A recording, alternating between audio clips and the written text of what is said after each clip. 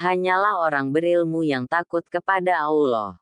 Saudaraku, nafsu dan ambisi biasanya tidak pernah tertarik dengan ilmu, sehingga sulit baginya berzikir dalam makna yang sesungguhnya. Akibatnya hidup kian tidak tenang, gelisah tanpa arah, terpana tanpa makna dan hati semakin kering kerontang dari siraman iman yang sangat diperlukan. Padahal, taman surga ada di dalam majelis ilmu. Rasulullah bersabda, "Jika kalian melewati taman surga maka singgahlah dengan hati senang."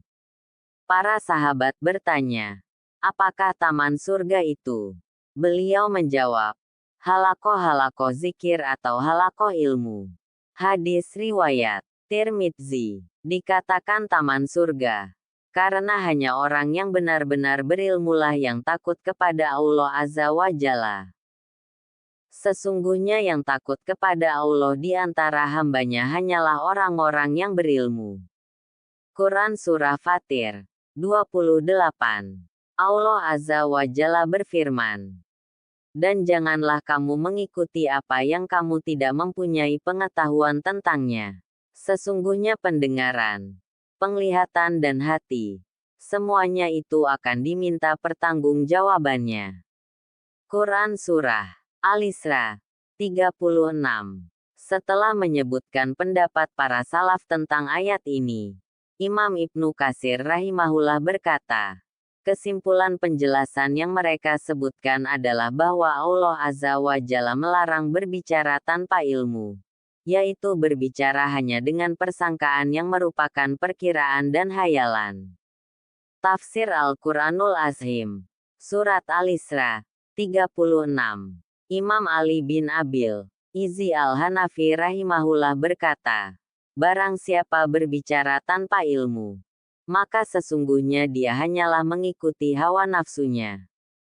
Kitab Minha Ilahiyah fi Tahzib Syar At-Tahawiyah, Helm 393.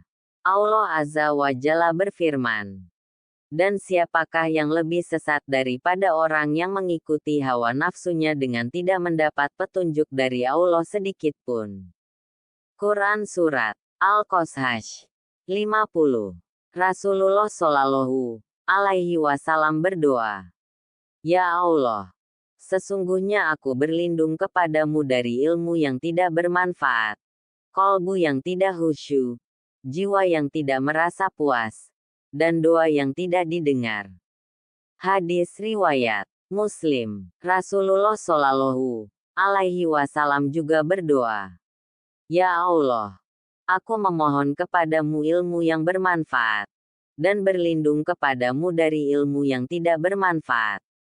Hadis riwayat Ibnu Hibban. Saudaraku, maka yang wajib dilakukan oleh seorang yang berilmu dan berakal adalah tidak menyibukkan diri dan hatinya, kecuali dalam hal-hal yang lebih baik, yaitu tawakal kepada Allah Azza wa Jalla dalam memperoleh apa yang dicintai dan diridainya, sebagaimana yang diungkapkan oleh seorang penyair.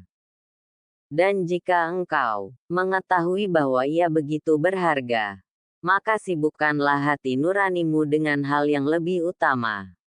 Semoga Allah Azza wa Jalla mengaruniakan hidayahnya kepada kita, sehingga kita tetap istiqomah senantiasa menyibukkan diri dan hati dengan hal yang diridainya untuk meraih ridanya. Amin ya Rabb. Wallahu alam bisawab.